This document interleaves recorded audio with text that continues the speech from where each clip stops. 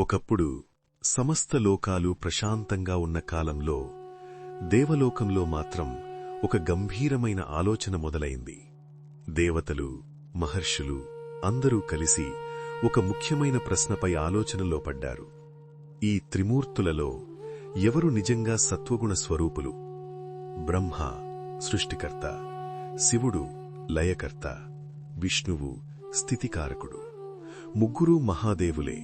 కాని సత్వగుణం ఎవరిలో సంపూర్ణంగా ప్రతిఫలిస్తుందో తెలుసుకోవడం అంత సులువు కాదు. అందుకే ఈ ప్రశ్నకు సమాధానం కోసం ఒక పరీక్ష అవసరమని నిర్ణయించారు. ఆ పరీక్షను నిర్వహించేందుకు దేవతల చూపు ఒక మహర్షి మీద పడింది. తపస్సుతో మండే అగ్ని, జ్ఞానంతో నిండిన హృదయం, లోక సత్యాన్ని వెలికితీయగల అచంచల ధైర్యం.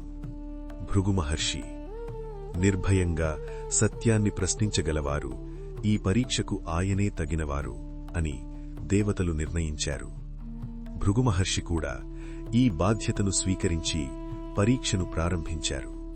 భృగు మహర్షి మొదట సత్యలోకానికి ప్రయాణమయ్యారు. అది జ్ఞానానికి కేంద్రం, సృష్టికి మూలస్థానం.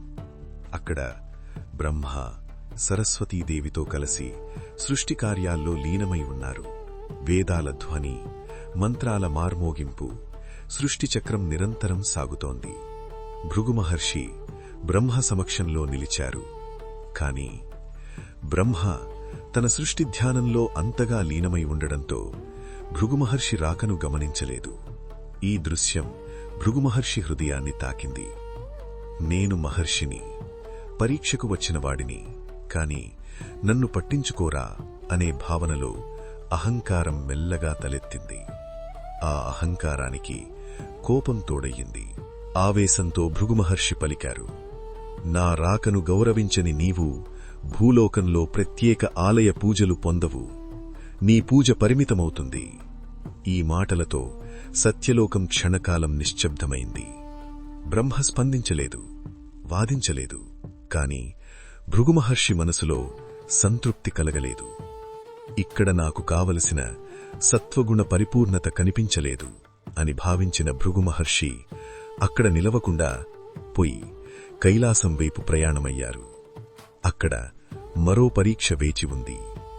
ఓం నమః శివాయ. సత్యలోకంలో జరిగిన సంఘటన తర్వాత భృగు మహర్షి కైలాసం వైపు ప్రయాణం చేస్తారు. కైలాసంలో పరమేశ్వరుడు పార్వతీదేవితో కలిసి దైవానందంలో ఏకాంత స్థితిలో ఉంటారు. భృగు మహర్షి ముందస్తు అనుమతి లేకుండా ఆ ఏకాంత స్థలంలోకి ప్రవేశిస్తారు. ఆ క్షణంలో పరమేశ్వరుడు లేచి భృగు మహర్షిని అడ్డుకుంటూ ఇలా అంటారు, మహర్షి, ఇది గృహస్థాశ్రమ ధర్మానికి చెందిన ఏకాంత స్థలం. అనుమతి లేకుండా ప్రవేశించడం శాస్త్ర విరుద్ధం.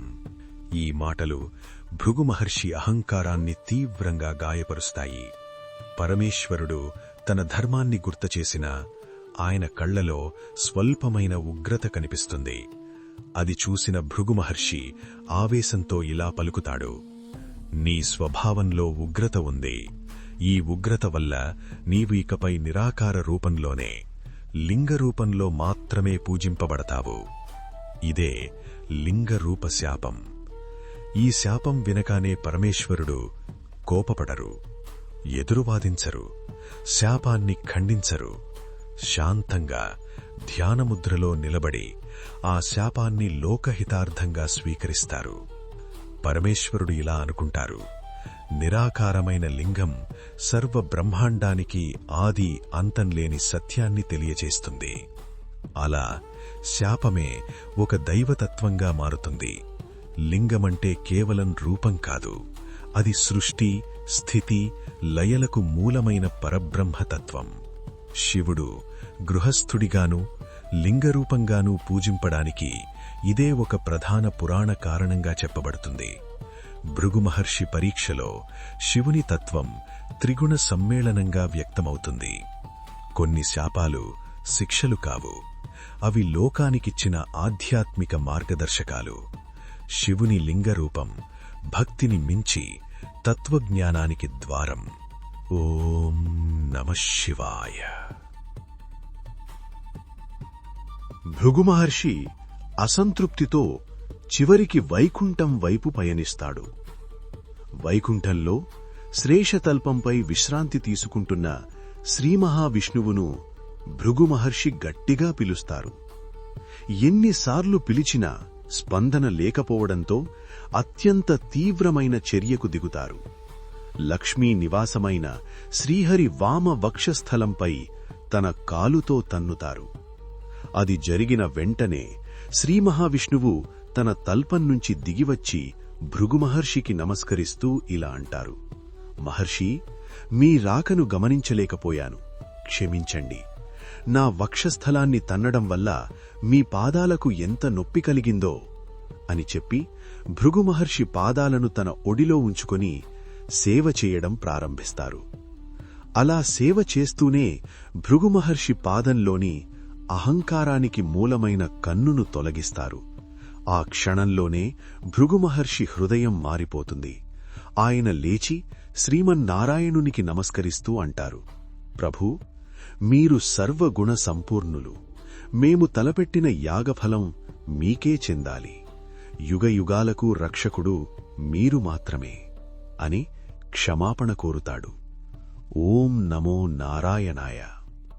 కాని ఈ సంఘటనను గమనించిన లక్ష్మీదేవి హృదయం మాత్రం గాయపడుతుంది. నా స్థానమైన వక్షస్థలంపై ఒక మహర్షి కాలు మోపినా అతనిని శిక్షించకుండా సేవ చేసి పంపిన ఈ క్షమ నన్ను బాధిస్తోంది అని భావించి ఆమె వైకుంఠాన్ని విడిచి భూలోకానికి వెళుతుంది. ఈ మహత్తర కథలోని మిగిలిన ఘట్టాలను మన తదుపరి ఎపిసోడ్లో తెలుసుకుందాం.